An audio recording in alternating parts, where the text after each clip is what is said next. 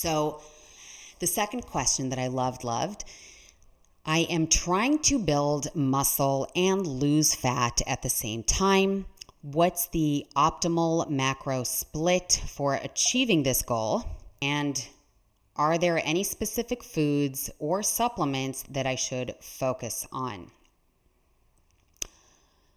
That is the holy grail of fitness. This is the podcast that helps you weed through the social media noise and bullshit so you can finally get healthy and stay healthy for good. No fads, no quick fixes, just straight talk and real world strategies. Let's cut through the crap and get you the results you deserve. It's time to crush those goals. But hold up. Remember, this is for your ears only. It's not a replacement for professional medical advice. Use your head, stay safe, and always consult your doctor when needed. All right, let's get to it. Hi. So welcome back to Bodyholic with D. Today we're going to dive into the world of macros, and we're going to get into some cutting edge research and get ready to basically shatter some lingering misconceptions that, of course, drive me crazy. We are really not just about scratching the surface today. We're going to go a little bit deeper. We're going to explore the latest findings on protein, carbs, and fats, and how they impact your body composition, your body's performance, and your overall health. So this is definitely an exciting episode because I'm really addressing a lot of questions and concerns that come my way regularly. And first things first is let's define our terms.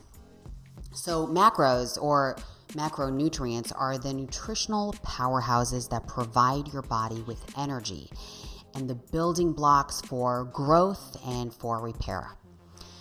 We're going to break down each macro one by one, okay? The first thing is protein. This is the muscle building maestro. A 2018 study in the Journal of International Society of Sports Nutrition and many other studies found that protein intake is crucial for increasing muscle mass and muscle strength, especially when combining it with resistance training. Okay, so I know for many of you this isn't really surprising, but the truth is that it is important to know that what science backs this up. And I want you to think of lean meats, fish, eggs, plant-based sources like lentils and tofu, but those have to be combined with complex carbs. Let's get into carbs then. So your body's primary energy source. A 2014 review in Nutrition Reviews highlighted the importance of carbohydrates for fueling physical activity and for maintaining cognitive function, okay? So we want to choose complex carbs like whole grains, fruits, and vegetables for sustained energy. We also don't want to forget the fiber.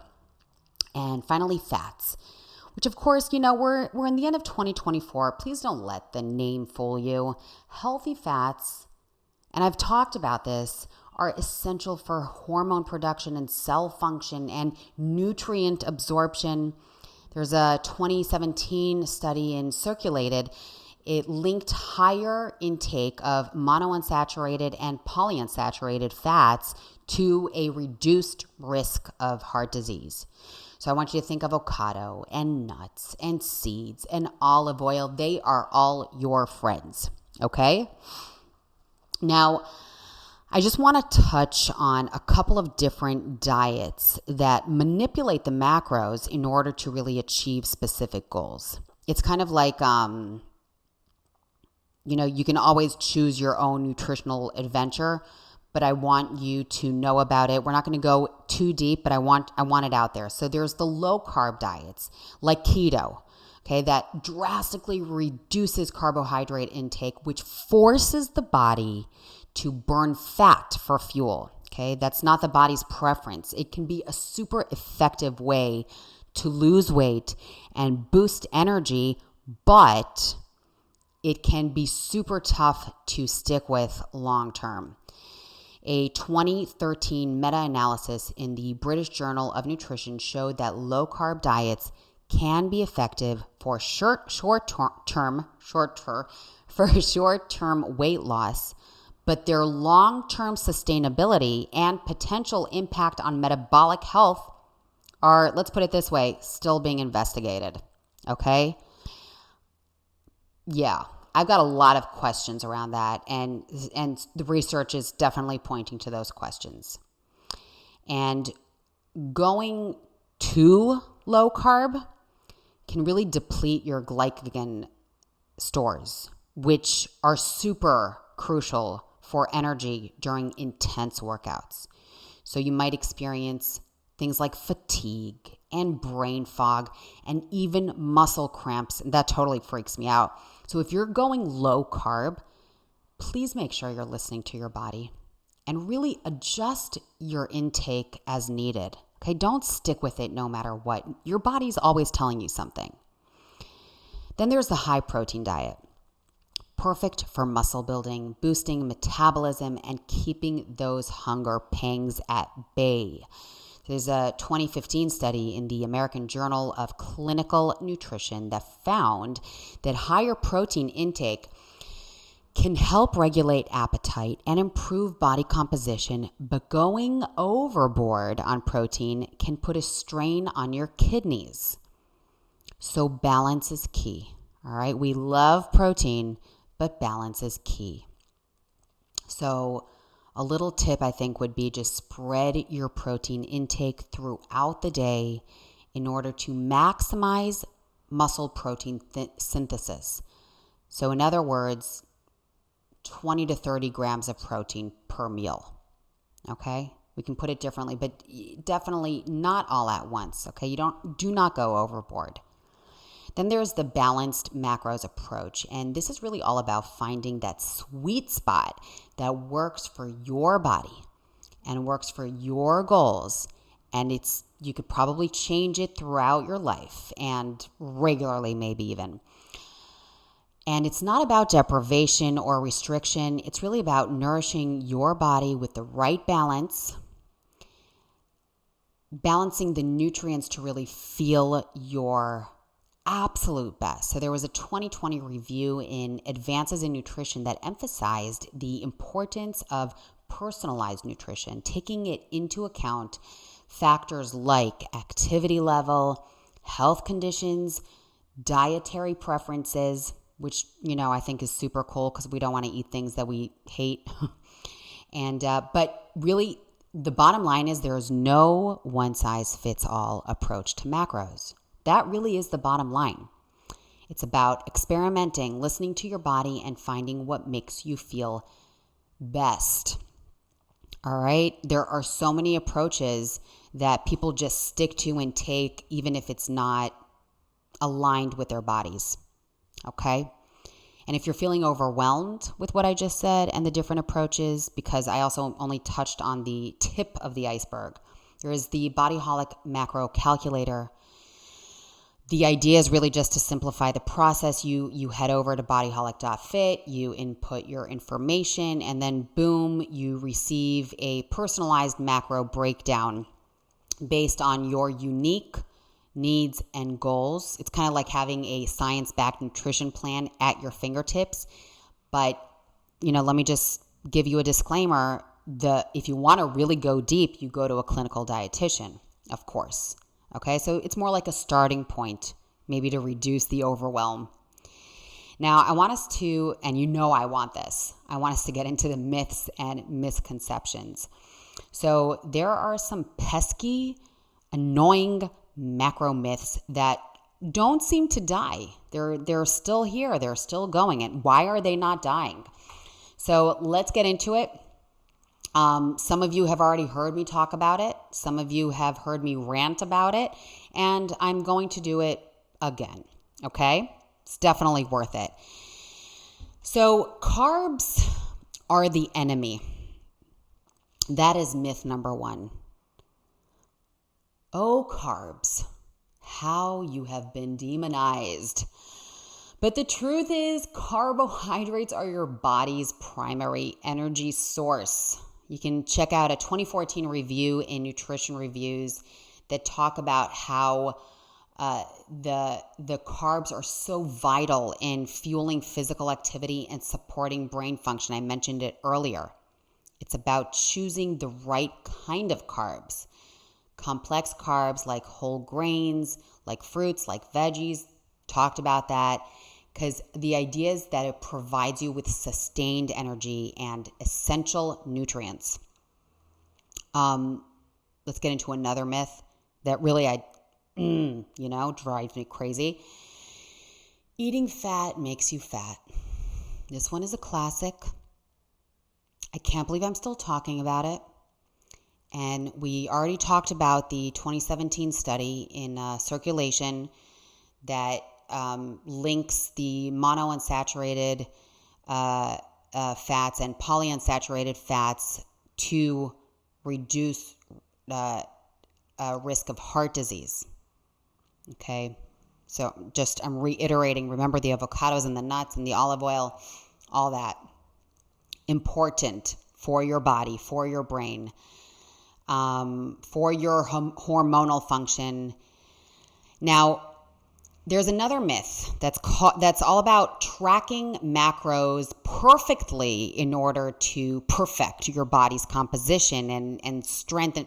Listen, the truth is that obsessing over every single gram is overboard. There also was a 2021 study in the Journal of Academy of Nutrition and Dietetics, and they found that flexible dieting, which allows for wiggle room in the macro targets, can be just as effective as rigid, tight tracking for achieving weight loss and improving body composition.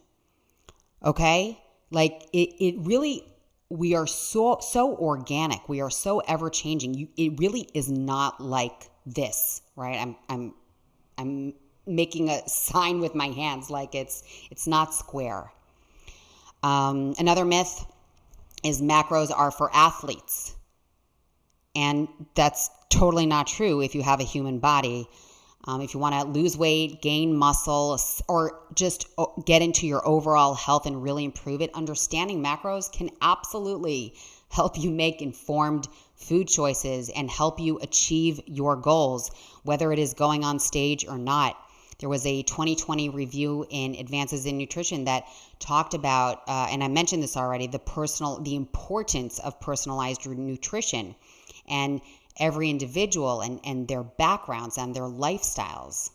So macros are for everyone, unless you do not have a human body, and then, that's a whole other thing. Don't let misinformation derail your journey. Okay, that is why we're here. We are about fueling your body, fueling your mind with facts, giving your body the nutrients it needs, and achieving your goals. That's what we are about. And Marie Curie, the female scientist, said, "Nothing in life is to be feared. It is only to be understood. Now is the time to understand more so that we may fear less." All right? Let's apply that to nutrition. Okay? Let's do that. People are super freaked out over macros and just the approach to, lifestyle changes in nutrition. Just become informed about it. So I hopped on Instagram and I said, I want to hear your questions, your macro questions. And I got a few questions, but I got two that I loved. And here they are. So let's tackle them. I also did a little bit of research before we hopped on to record. And question number one is, I am following a low carb diet, but I'm feeling really tired and sluggish, especially during my workouts. Should I increase my carb intake, or are there other ways to boost my energy levels? And that is a great question. I really appreciate it. And it is a common experience for many people who start a low carb diet. I also touched on that earlier. So low carb diets can be effective for weight loss, and we touched on that. It, in fact, drastically reducing your carb intake can really, really lead to major fatigue over a period of time. And especially during your intense workouts, you'll see a huge difference in your performance. So for whatever reason you're doing this, maybe you can, and of course, check with your dietitian and your physician, but maybe check if you can slightly increase your intake. You might not need to go full on carb loading, okay? But even maybe the tiniest little increase into your daily carb allowance can really make a huge difference. So check in with your healthcare professionals, but that might be the way to go. And of course, I would recommend focusing on carbs like sweet potato, brown rice, and quinoa to make sure that you're getting, complex, healthy nutrients in. And also make sure that you're eating enough. Sometimes fatigue can actually just be a sign that you're simply not consuming enough calories. So when you are in a calorie deficit, your body has less energy to work with. Okay, that's just how it is. So see if maybe you need to prioritize also sleep.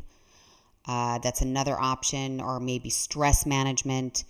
Fatigue can totally be caused by lack of sleep and chronic stress, and the combination is just like overwhelming.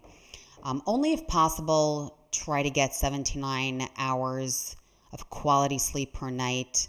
Try, I can barely do that, so I'm speaking from experience when I say just try. Or maybe get stress reducing activities into your daily routine, like meditation.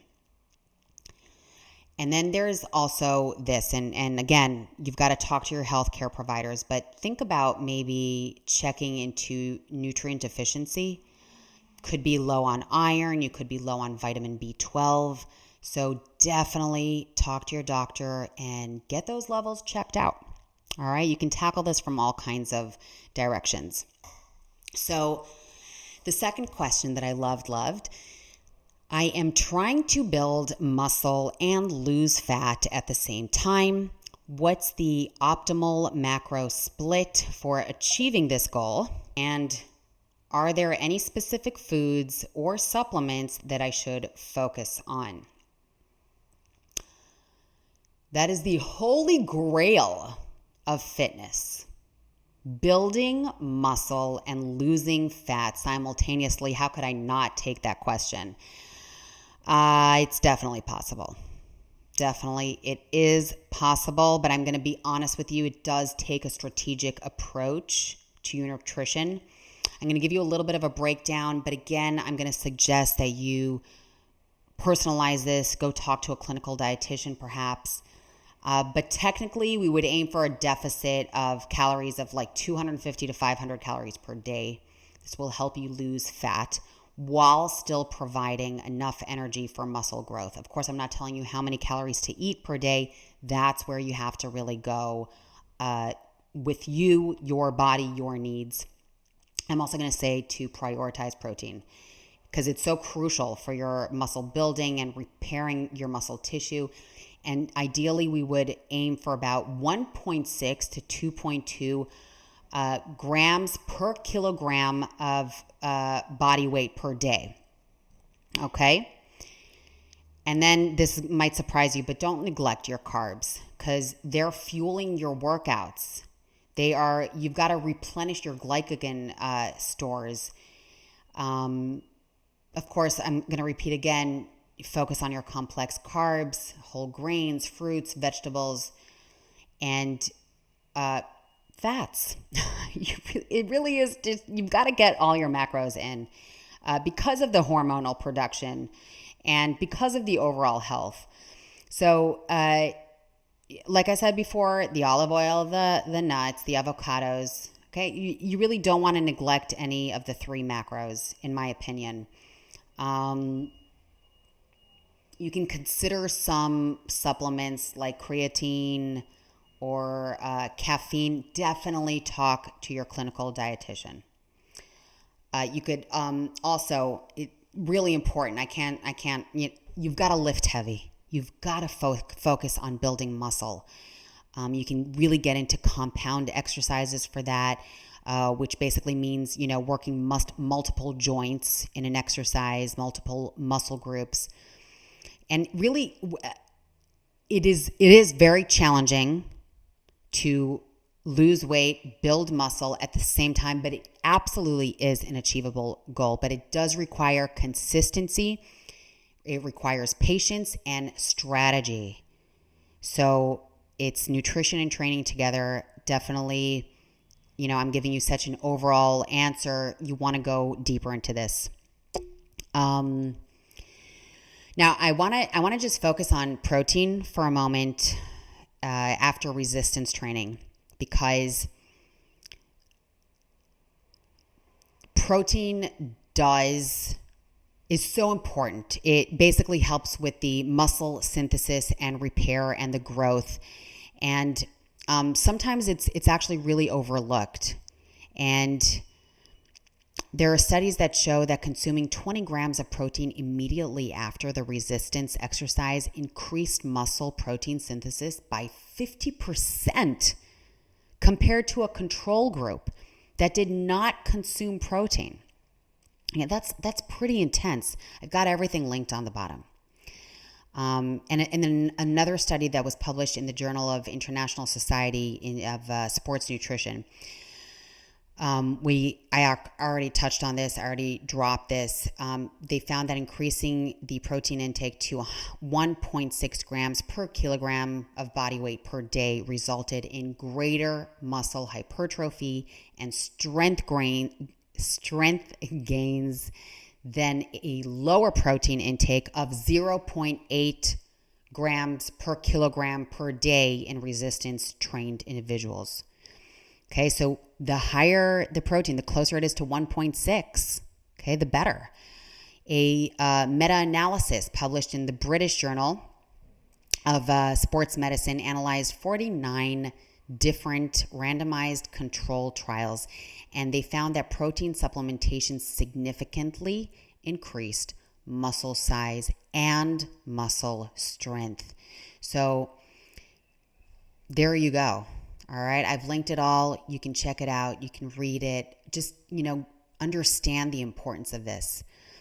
And it is important to also understand that, yes, protein is crucial for muscle mass, strength gains, but consuming carbs and fats for overall health and performance is essential.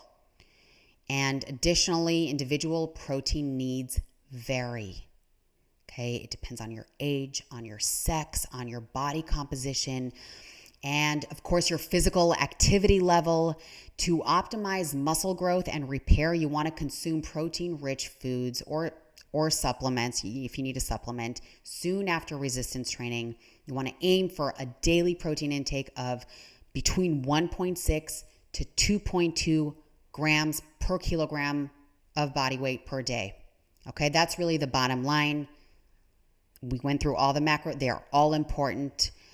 And that's it. That's what I have for you for today, Bodyholics. Don't forget to check out the macro calculator on our website, bodyholic.fit, and keep those brains of yours, those smart, wonderful, beautiful brains of yours, and those beautiful, strong, amazing, functioning bodies of yours fueled with power and knowledge. And I cannot wait to see you next time after you have subscribed and rated Bodyholic with D 5 stars. All right, I'll see you soon. Hey, thanks so much for tuning in. And if this hit home, please share it with your crew. Likes, comments, shares, show your loved ones you care. A Bodyholic production.